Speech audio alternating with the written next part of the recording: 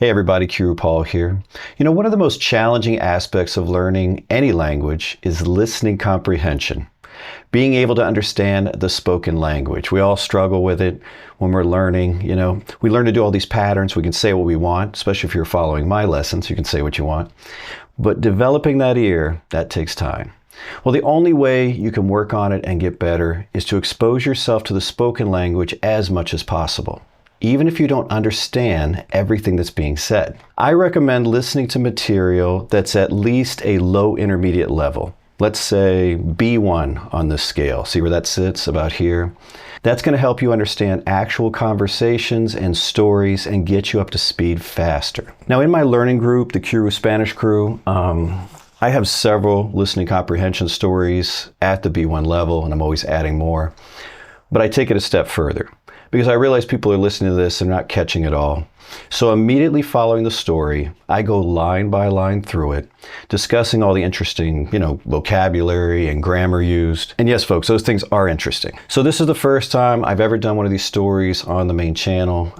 If you like it, you might want to check out the Qroo Spanish Crew. You're going to find several more over there, as well as other exclusive content you're not going to find here, live events, assistance from me and other group members, just a lot going on over there, all right?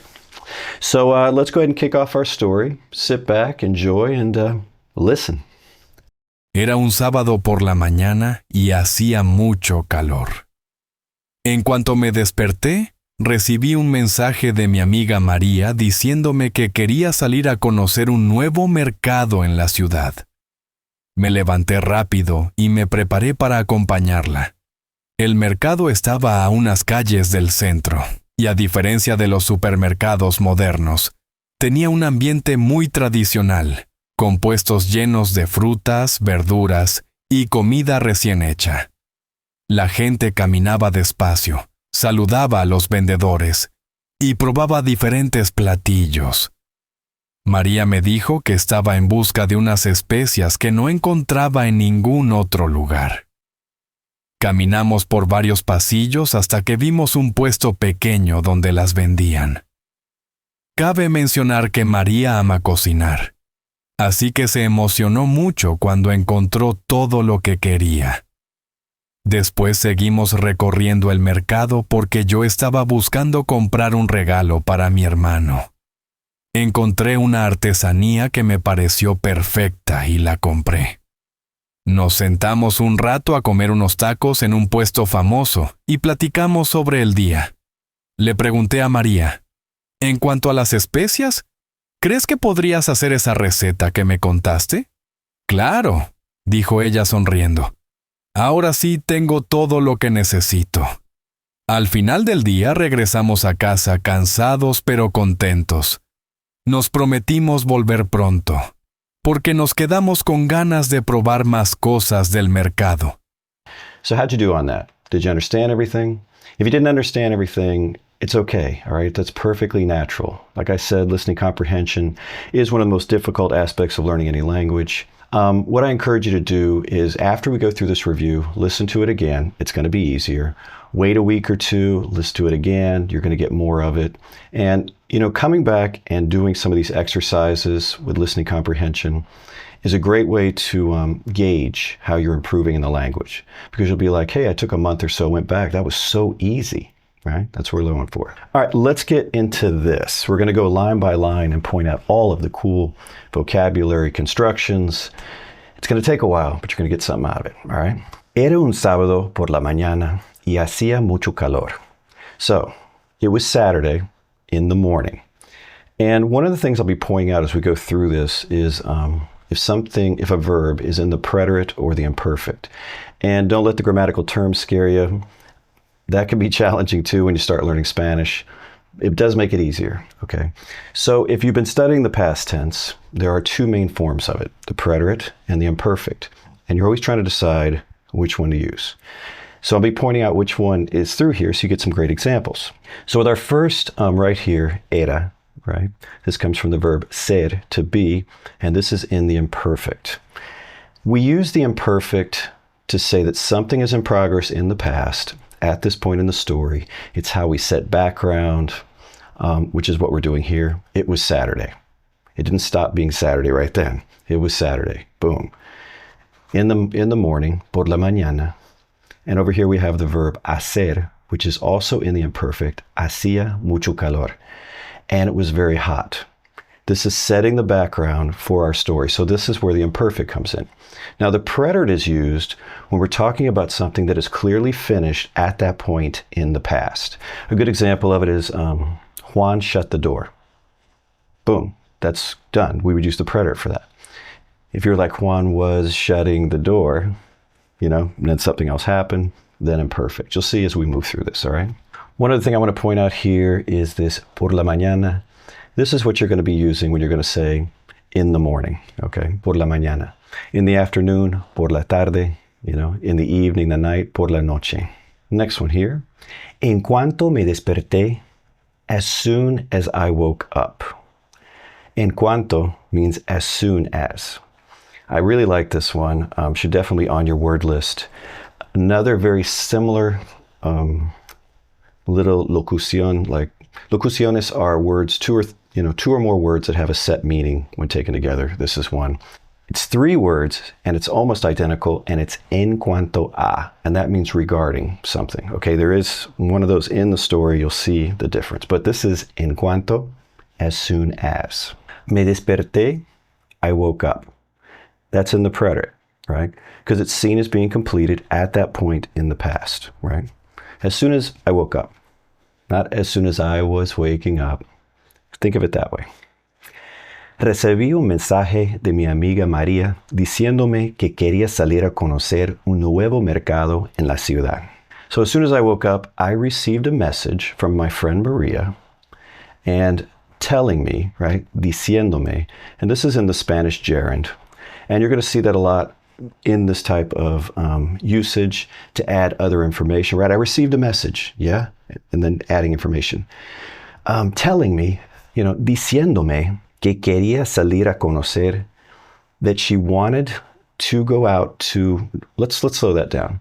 That she wanted, let's start right here. This is from querer, to want, and it is in the imperfect. So she's saying she wants to go out to check out this new market, right? She didn't stop wanting it at that moment, so it's not preterite. It's imperfect. She's telling me she wants to do this, right? She wants to. That wanting is going on in the story. So that's why it's quería. Another expression here we have is salir a, is to go out to do something. And we pop in another verb, which is conocer. So conocer means to know. And there's 2 verbs for to know. Saber, which is to know facts, know how to do something. But when we're going to get to know a place and check it out, conocer is a good one for that. So what are we going to be, checking out? Un nuevo mercado, a new market en la ciudad, in the city. Me levanté rápido.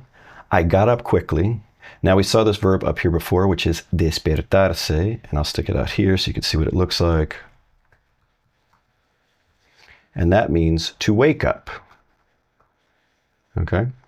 And this other one is levantarse, which means to get up, because you can wake up and not get out of bed, right?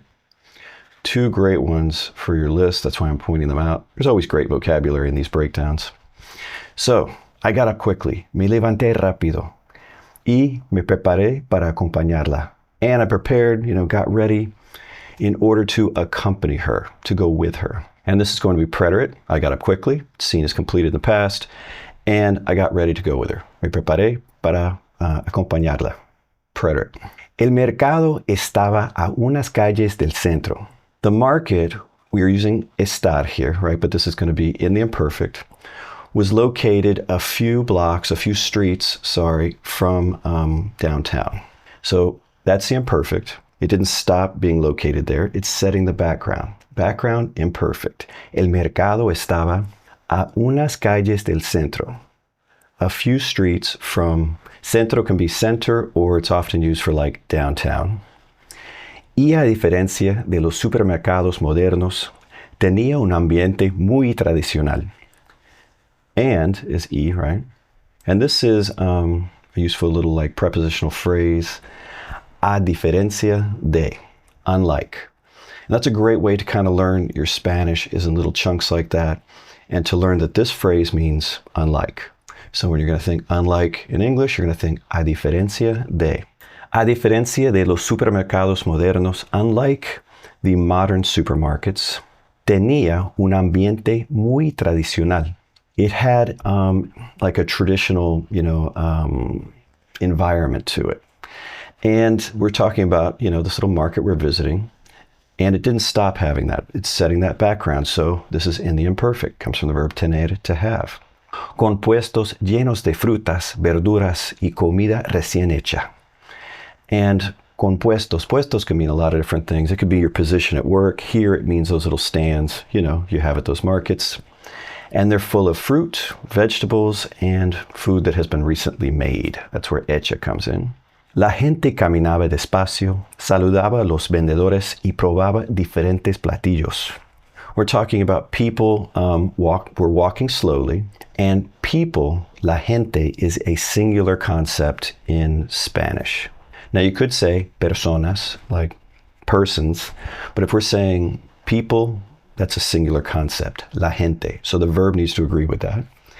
Here our verb is caminar, to walk, and it's in the imperfect, right? Because this is going on, setting our whole scene here. This is going on. They're walking slowly. Saludaba a los vendedores, greeting the sellers. Y probaba diferentes platillos, and trying different plates, different dishes. Probar is a great verb for trying all kinds of different things, but especially food, perfect for that. You foodies should add that to your word list. María me dijo que estaba en busca de unas especias que no encontraba en ningún lugar. Sorry, en ningún otro lugar. Start right up here. Maria told me. María me dijo. Dijo is in the preterite, comes from the verb decir. Maria told me. And you're going to be using that all the time. You're going to say, what somebody told you, what somebody said to you. So you just get faster at that. María me dijo que. She told me that. Estaba en busca. She was in search of, and right here, this is in the imperfect, just so you know, because she hasn't stopped being in search of something. En busca de is another one of those little locuciones, we call them. We have three words here that have a meaning. In search of, en busca de. Great one for your word list. So what is she in search of? Unas especias, some spices, que no encontraba, that she can't find en ningún otro lugar, in any other place. And this is in the imperfect because this has been an ongoing thing in the past. She hasn't been able to find these particular spices. Caminamos por varios pasillos hasta que vimos un puesto pequeño donde las vendían. We walked through various pasillos, or like hallways or rows. You could just picture this, your outside market. You have your puestos, where they're selling things, and the pasillos going between these things. So we walked through several of these pasillos hasta que, until, vimos un puesto pequeño, until we saw a small stand, donde las vendían, where they sold them. So what are our verbs doing here? We walk through these hallways, these walkways, preterite, that finished. That scene is being completed. Until we saw, also preterite, a small stand where las vendían. This comes from vender, and this is going to actually be in the imperfect. We saw a small stand where they were selling them, where they sold them. If we had used the preterite there, then it sounds like they just sold them. Oh, I guess we don't have any more. It's where they're selling them. It's setting that background. It's going on in the past. Cabe mencionar que María ama cocinar, así que se emocionó mucho cuando encontró todo lo que quería. I like this little beginning here. Cabe mencionar que. That's a great one for your word list. Caber means to fit. And this literally says, it fits to mention that. And in English, it would be the same as like saying, it's worth mentioning that. Great sentence starter. You should have a strong selection of sentence starters in Spanish because it's going to help you be conversational. It gives you time to think. You can be like, cabe mencionar que. It's worth mentioning that while you're thinking of the rest of the sentence and kind of putting it together. All right. I have videos, discussing strategy on how to have conversations better. You can watch those after this. It's worth mentioning that Maria loves to cook. Así que means so, definitely should be on your word list. I say so all the time in English. That's your so. Se emocionó. She got excited. Emocionarse. Mucho. Very excited. Cuando encontró todo lo que quería. When she found everything she was wanting. So, with our verb tenses here, what do we have? It's worth mentioning that Maria loves to cook. That's all present tense. So, she got excited. Preterite. Boom. She's not like she was getting excited. No, she got excited, seen as being done. When she found, preterite. Everything that she was wanting. The wanting didn't necessarily stop. It was ongoing in the past, and that's why it popped back to the imperfect. And you'll get a feel for that. You know, with certain verbs, it can be a little bit trickier, like querer or poder. I have some videos on that.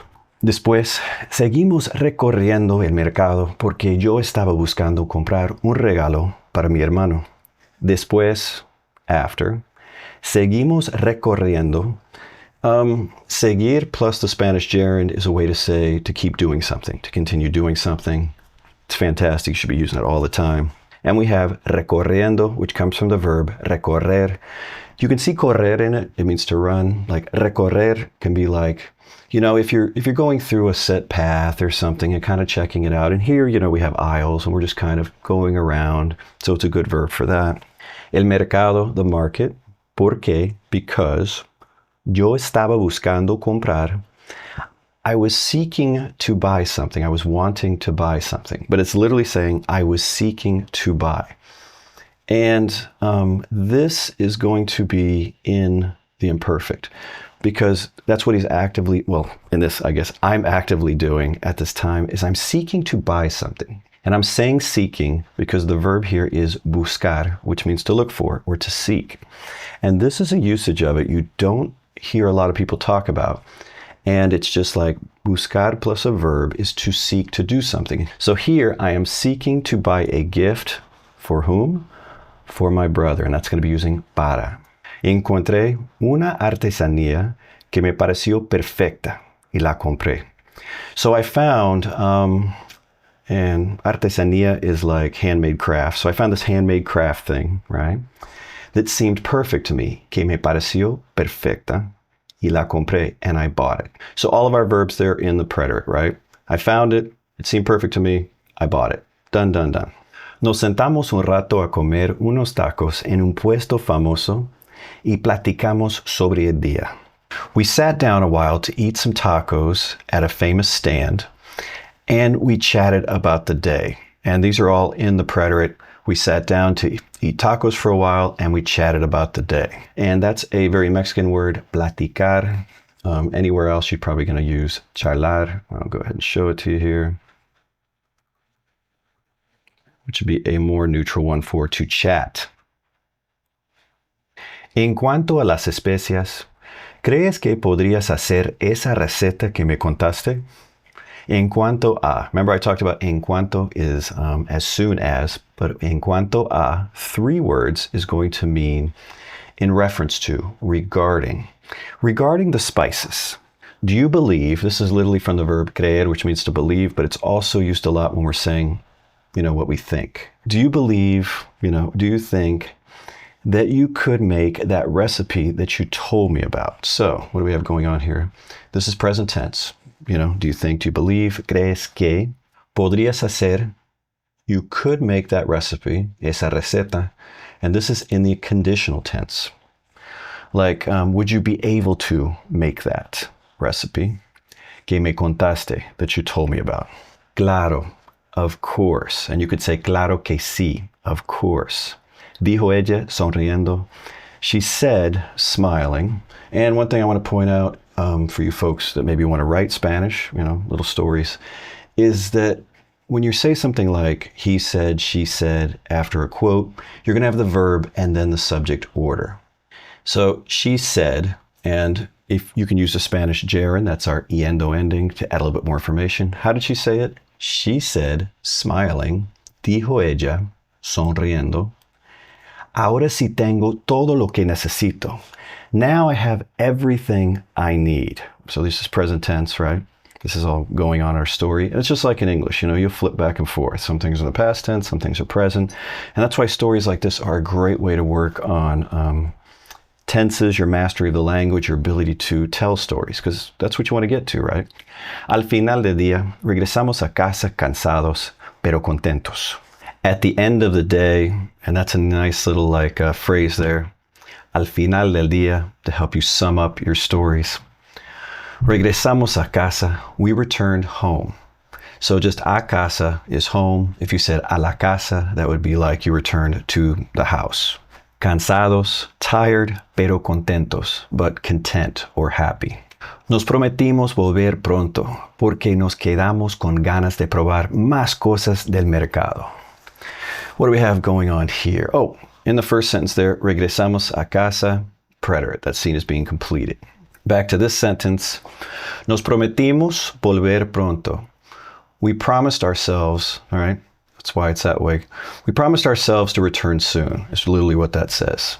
Preterite. Because we were left with a desire to try more things at the market. That's also seen as being completed. We left the market. We were left that way. Boom.